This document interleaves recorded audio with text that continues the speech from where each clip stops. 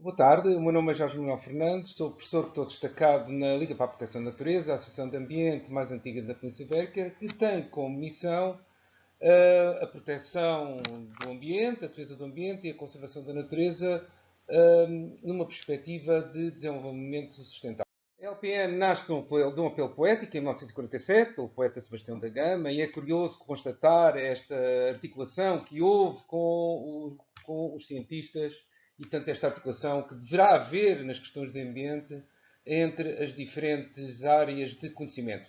Bom, a LPN funciona, tem a sua sede na Estrada de Benfica, portanto na zona, em Lisboa, e é acreditada tanto pela Direção-Geral do Emprego e Relações de Trabalho, pela DGERT, e também tem o registro de acreditação como formação contínua para a formação contínua de professores. O Centro de Formação de Professores da LPN tem como missão a atualização e o aperfeiçoamento contínuo dos professores, desenvolvendo ações de formação, nomeadamente tanto nas modalidades de curso como nas modalidades de curta duração, nas áreas de atuação, obviamente, dos eixos da Liga da Proteção da Natureza. Fez-se um diagnóstico das necessidades sentidas pelos professores nas escolas, um diagnóstico que foi administrado a todas as escolas do país, portanto, este ano. E para além disso, busca também, digamos, cumprir os referenciais de educação para a sustentabilidade e do perfil dos alunos já à saída da escolaridade obrigatória, a educação para a cidadania, portanto, os projetos de ambiente das escolas, procura dar resposta, portanto, às necessidades sentidas pelas escolas nesse âmbito, no sentido de cumprir, visto que a educação ambiental é uma ferramenta essencial para o cumprimento dos objetivos do desenvolvimento sustentável, nomeadamente nas áreas de atuação mais preferenciais da Liga, nomeadamente o Objetivo 14 de conservação dos oceanos e dos mares e dos recursos pesqueiros, o Objetivo 15 dos solos, das rochas, da gestão sustentável da floresta, não é? O objetivo, por exemplo, o objetivo 13 também, os objetivos estão interligados, obviamente, mas o objetivo 13 também da ação climática, não é? Dada a ligação da biodiversidade com as alterações climáticas, por exemplo, não é? E o objetivo 17, as parcerias que são inerentes, portanto, é inerente a todo este processo que haja parcerias. Bom, e se a educação ambiental tem como objetivo máximo a formação de cidadãos comprometidos com o ambiente, que participem ativamente, é necessário que haja um aumento de contacto com a natureza. Por isso achamos que com metodologias ativas, participativas, que seja necessário, portanto, um aumento desse contacto com a natureza, visto que a falta da experiência com lugares mais naturais pode conduzir a um processo de extinção da experiência, como fica aqui neste cartoon, não é? Que ocorre em paralelo com a perda da biodiversidade.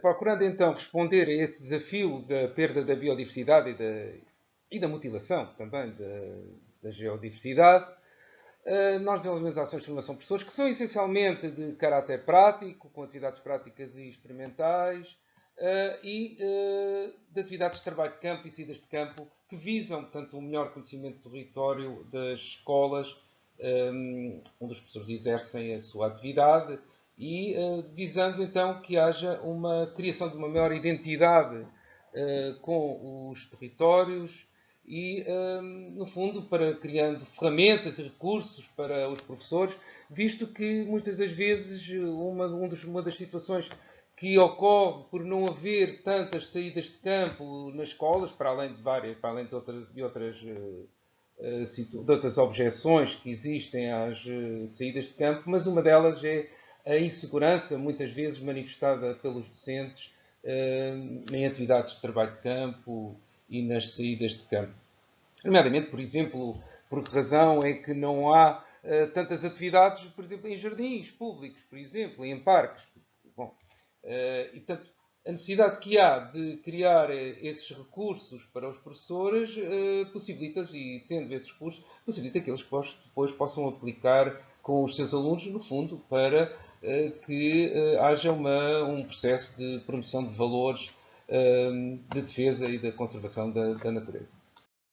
Obviamente, nas nossas ações está implícito um maior ênfase às áreas, portanto, da biodiversidade e da geodiversidade, visto que são as áreas de atuação também da Liga. Bom, o conceito de biodiversidade não é só a diversidade das espécies, inclui também a diversidade genética, a variedade de indivíduos dentro da mesma espécie, a diversidade de espécies, não é? Dos diferentes seres vivos que vivem nos ecossistemas, a diversidade ecológica ou ecossistémica, a variedade de ecossistemas e a variedade funcional dos processos químicos e variedade de processos químicos e bioquímicos que ocorrem nos ecossistemas. Implica aqui uma visão ecossistémica, não é? Portanto, uma visão de diversidade ecossistémica. E na diversidade ecossistémica, obviamente, é a componente biótica e a componente abiótica. Ora, o que é que nós constatamos? É que a componente abiótica é muitas vezes subalternizada relativamente à componente biótica. E assim, estes dois aspectos, da geodiversidade e da biodiversidade, estão indissociavelmente ligados e não só, portanto, com componentes do património natural, mas com ligação ao património cultural, dado o valor intrínseco, o valor cultural que a geodiversidade e a biodiversidade têm, e o valor económico também, para além do valor estético.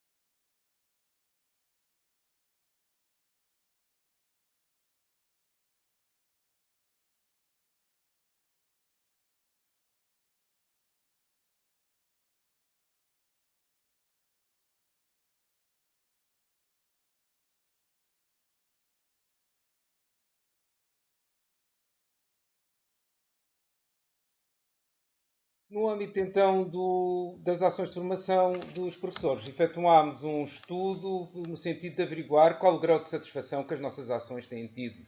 Essas ações tiveram uma dimensão da amostra de 625 professores, num total de 847 participantes, e foi durante 2018, 2020, com a realização de 4 cursos de formação de 25 horas e cerca de 34 ações de curta duração. O procedimento foi a administração do questionário de avaliação e o design do questionário foi por questões de escolha múltipla. No fim, haverá uma pergunta de escolha aberta, de questão aberta. E a análise de respostas foi através da administração portanto, do questionário, através de uma análise quantitativa, através de estatística descritiva. Foram elaboradas cerca de 14 questões e a avaliação da atividade, portanto, os professores respondiam nestas questões de escolha múltipla, desde o nada satisfeito, pouco satisfeito, satisfeito, muito satisfeito, até acharem que a ação ficaram totalmente satisfeitos com a ação. Portanto, cerca de 14 itens e o item final que não está aqui neste slide era uma questão aberta para comentários e sugestões. Da análise dos resultados constata-se, portanto, um valor elevado de satisfação por parte dos inquiridos, cerca de 67,1% em conteúdos programáticos e métodos e 79, quase 79% na avaliação dos formadores. Sendo que nada satisfeito e pouco satisfeitos, portanto, não tem praticamente ninguém respondeu que não estavam satisfeitos. E, portanto, a maior parte, quase todos os valores são de ficarem muito e totalmente satisfeitos. O mesmo se passa na organização da ação de calendarização e concretização de objetivos, com 74% de totalmente satisfeitos, 24% muito satisfeitos e valores praticamente nulos de ficarem pouco satisfeitos e 2,4% são valores residuais que foram derivados de ações que na altura foram efetuadas durante das restrições impostas pelo Covid, que obrigaram, portanto, a prolongamentos das ações, na duração e mesmo a mudança da metodologia, que de repente passaram de ações outdoor para ações online. Portanto, isso obviamente teve alguns reflexos, só por ter ficado satisfeitos.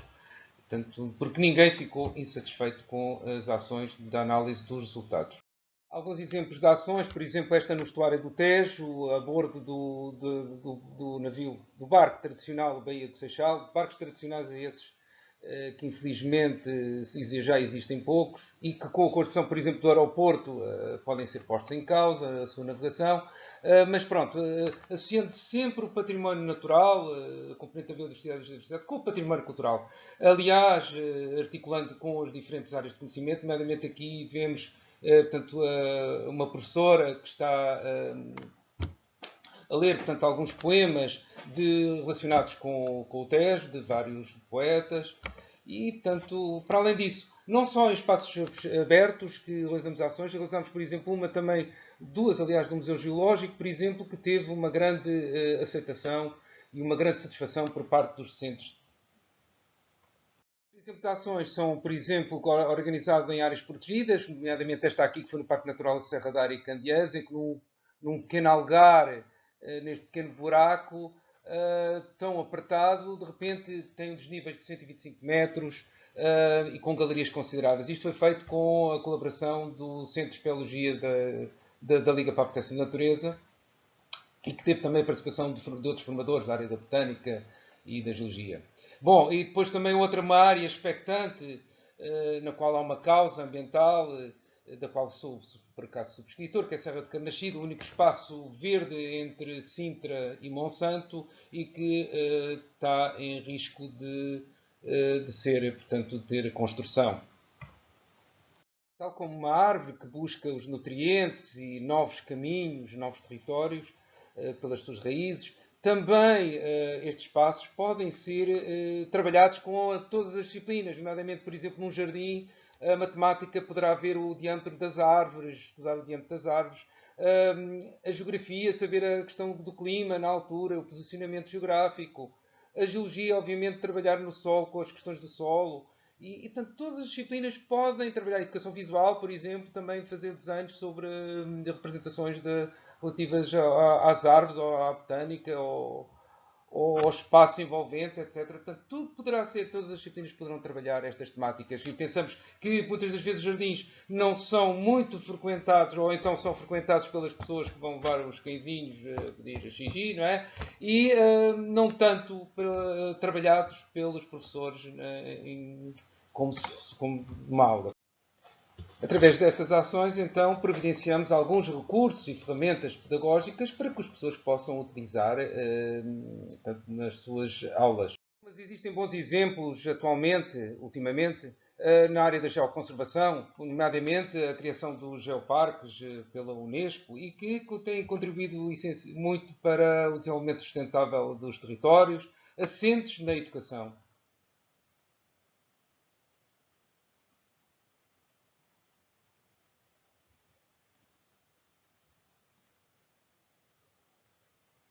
Uma ação de formação na modalidade de curso de 25 horas, no mais recente Geoparque Nacional, o Estrela Geoparque, e que, como podem constatar, teve uma satisfação bastante elevada. Da avaliação efetuada, então, registra-se uma satisfação elevada por parte dos docentes. Nenhum dos docentes deverá estarem nada satisfeitos, ou mesmo pouco satisfeitos em todas as ações de formação. Apenas 2,2% dos inquiridos considerou terem ficado satisfeitos. E, portanto, isso depois um grau de satisfação bastante elevado relativo aos formadores, mais de 78% dos inquiridos a considerarem terem ficado totalmente satisfeitos. Pensamos que é necessário, no futuro, termos inquéritos com questões mais abertas, para aprofundamento das ideias e para as respostas mencionadas para a justificação nas questões de escolha múltipla. Os impactos das ações de formação têm sido grandes e isso é constatável pela maior mobilização por parte dos docentes, mesmo extravasando mesmo a classe de docentes, porque nós temos tido a participação de participantes que não são professores. para além das ações online de formação que temos previstas, também no futuro pensamos que nada substitui o sentir e conhecer do território. Iremos ter ações, temos ações previstas nos territórios do Geoparque, nomeadamente no Geoparque da Aroca, do Geoparque dos Açores e em outras áreas protegidas, e mesmo também, nomeadamente, a continuidade em contexto de urbano. Sendo assim, achamos que a crescente motivação e empenho por parte dos professores nas ações da LPN, de formação, poderão ser um contributo importante na defesa do ambiente e na conservação da natureza, tendo em vista sociedades mais justas e equilibradas. Muito obrigado a todos.